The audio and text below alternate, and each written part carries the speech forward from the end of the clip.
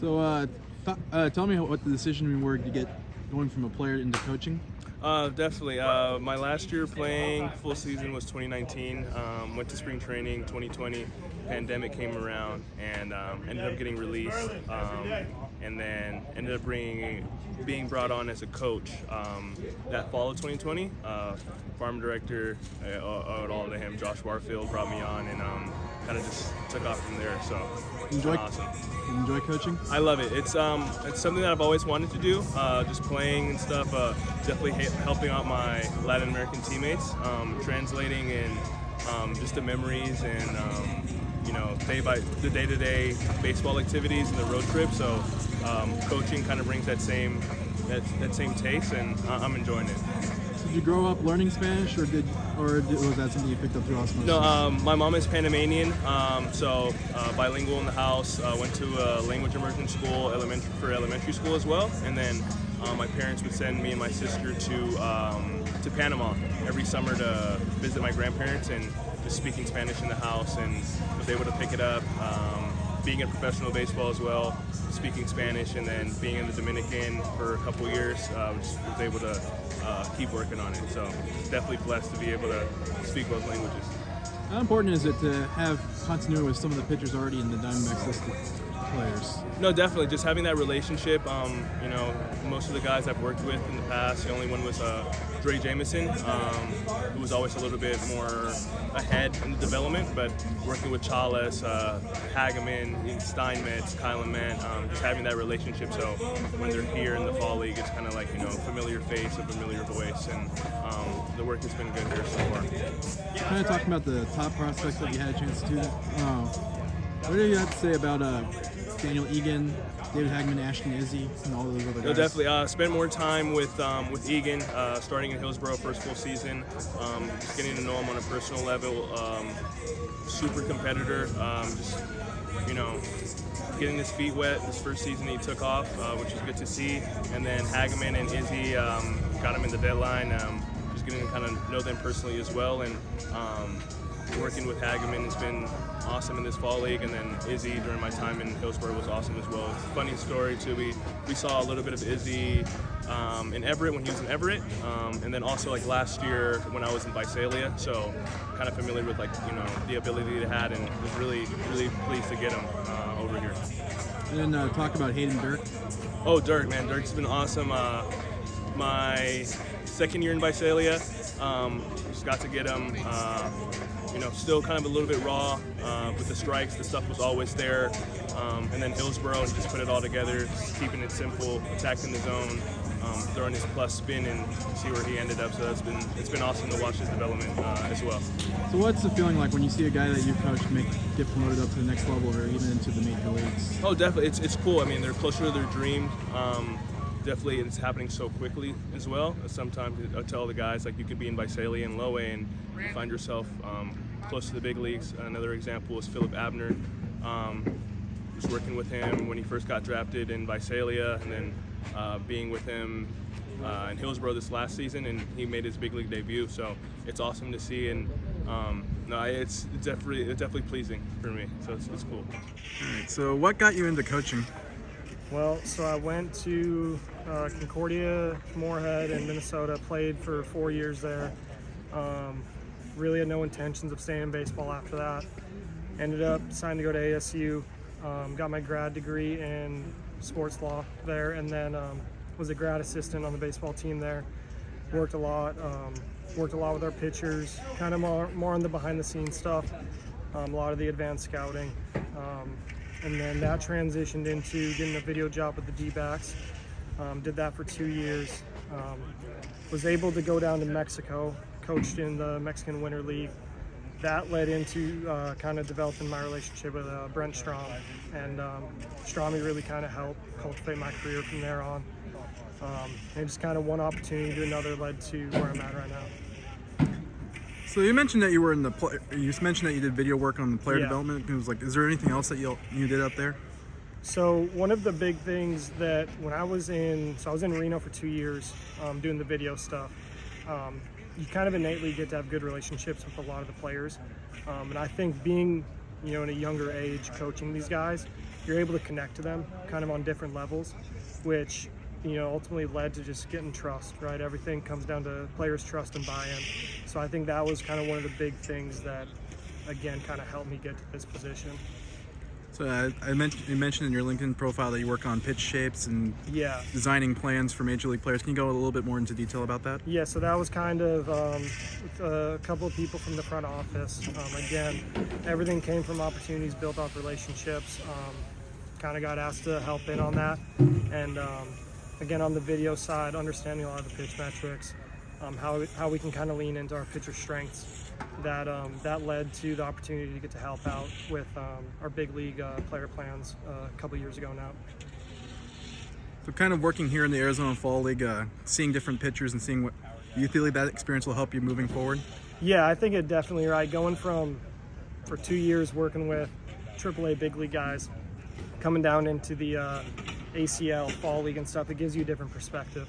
Right, I think the big thing, second year of the ACL this last year, you kind of had to open up the toolbook on how to coach these guys. Right, certain things are going to work for guys that are at the higher levels isn't going to work. Now it's kind of coming into the Fall League, similar situation where had to fill in for T-Mark, and a lot of that was getting to know these guys, get to know their names that first week here.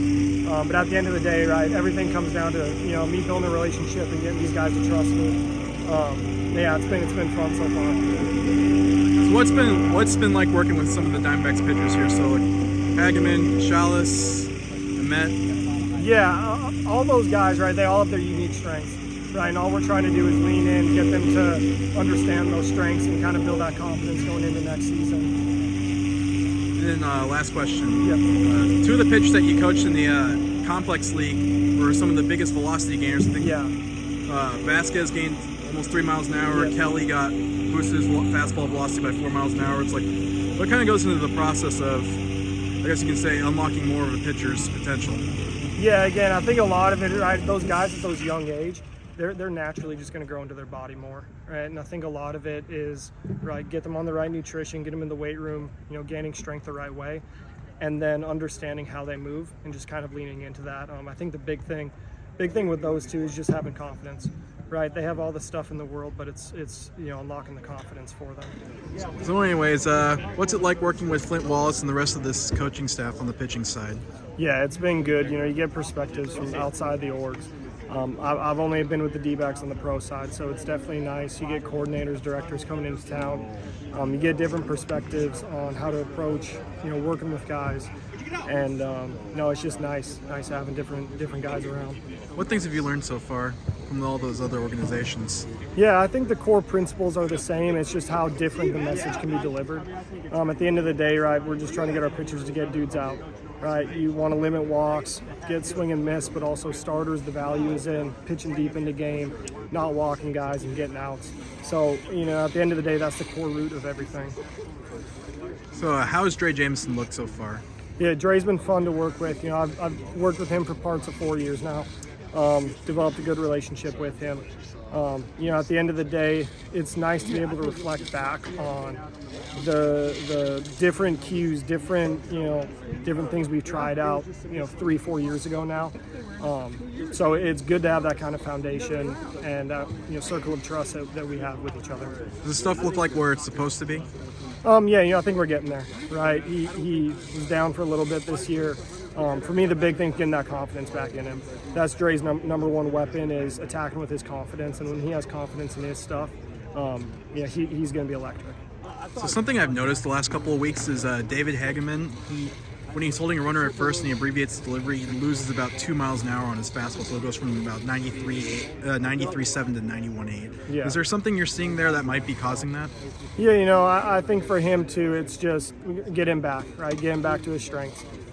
It's been a long season coming back from TJ with him. He's at about 45 innings now on the year, coming off TJ. Pitching in late October, it's different, right? The body's different. It's kind of been a taxing season for him. I think right now, we're just working on getting his confidence back and getting him back to who he is as a pitcher. And then biometrics is kind of like, I guess you can say, the next field for pitching development. How much is your experience in that? Yeah, I think that's been kind of one of the benefits of being at the complex the last 2 years, right? We have our pitching lab in-house, so it's definitely been something that I've been exposed to the last 2 seasons, kind of have, a solid foundation and base of that. So this year we've had a couple pitchers debut that I guess you say have a unique fastball shape, cutting four-seamers between Taylor Rashi and Philip Abner.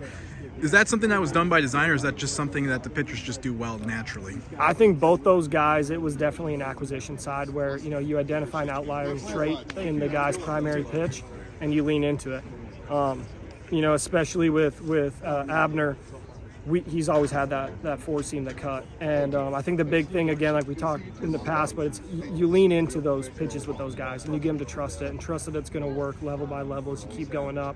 Rashi's kind of always had that same too, high over the slot guy, gets on the side of the baseball and he's able to rip it and he throws it with confidence and attacks. And then what was the thought process in developing Jordan Chalice's splitter?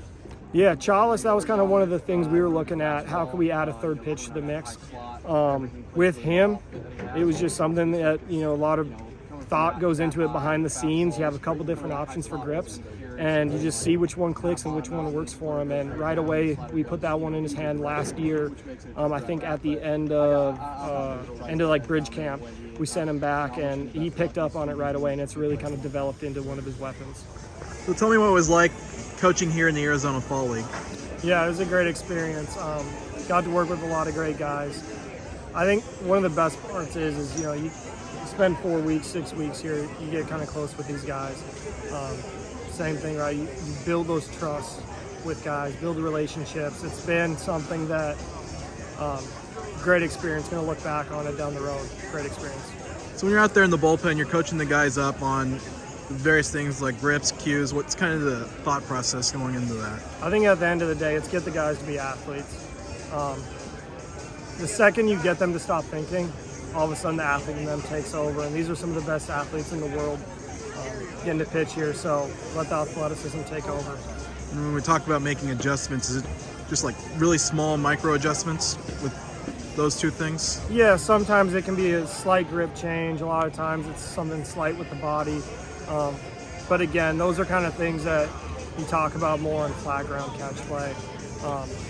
Big things, just get the guys to throw everything with confidence at the end of the day. So what's the satisfaction as a coach when you see an adjustment that you make and it pays off in a game? Yeah, I mean, at the end of the day, right, that's what this coaching is about. Servant leadership. You want to see these guys have success. We live through them, and when they have success, obviously it's good for us, but you want to see these guys dominate, right? Even these guys most of them aren't in my org and stuff, but you still, again, you develop those relationships and you want to see them have success, succeed in their careers, all become big leaguers. You feel like you've learned some things here in the last 6 weeks that will help you moving forward? Yeah, no, I think, different coordinators, directors, even players, right? I don't think we give them enough credit for how much we learn from the players. It's definitely going to be a lot of stuff I'm going to take with me next year.